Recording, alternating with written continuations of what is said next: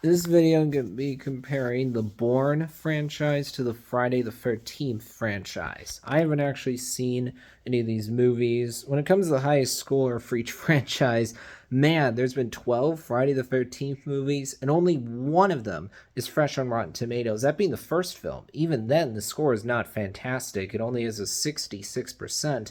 With Jason Bourne, the first but actually the movie Ultimatum has the highest score of 92%.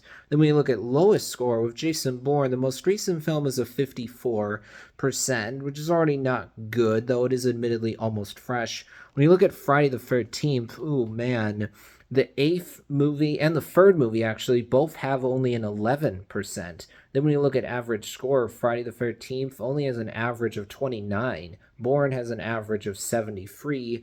Bourne wins again. And then when you look at gap between lowest and highest score, you have a gap of 38 in the case of Bourne. In the case of Friday the 13th, you have a gap of 55.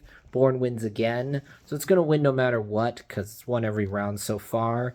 In this case, I would definitely say the Bourne franchise because while the most recent movies that have come out, the last two, have certainly not been as well received as the three that came before them, I think you haven't had the same drop in quality that you've had with Friday the 13th, where you got 12 movies, 11 of them are rotten on Rotten Tomatoes. I know that obviously there are people out there who enjoy some of the Friday the 13th movies beyond the first film, but overall, I think it's pretty clear the Bourne franchise has just been more consistent.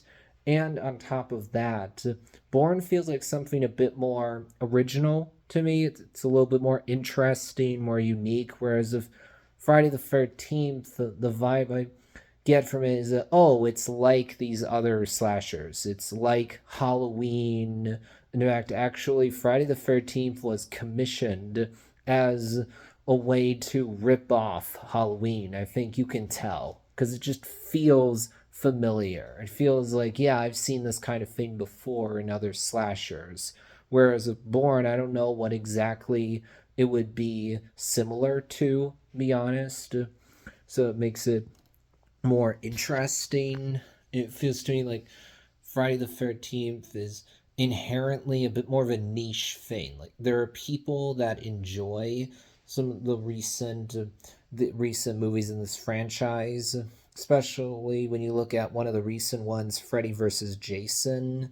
There are people that enjoy that movie as big budget fan fiction, which I totally understand because I also enjoy Alien versus Predator. I think that first movie works not because it's a great movie, but because it succeeds at being dumb but fun, big budget fan fiction. It's not a movie I take very seriously at all. I just look at first AVP and I say, it's not canon to the Alien or Predator franchise. I don't think at all that this movie's taking place in the same continuity as the main Alien movies or the main Predator movies. Instead, I just write it off as fan fiction. I think it's just a schlocky, fun B movie. It's a Taco Bell movie, cinematic fast food, where to me, it's a movie that's easy to watch, easy to put on, but I know that it's not by any means great.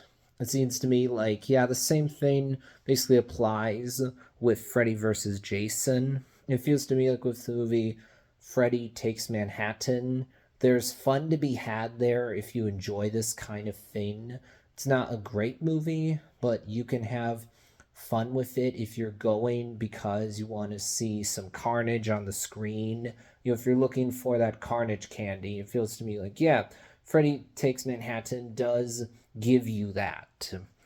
But overall, I think that there certainly has been more consistency with Bourne, and it's a bit more original than Friday the 13th. That just doesn't feel like it's as unique. That'll wrap things up for this video.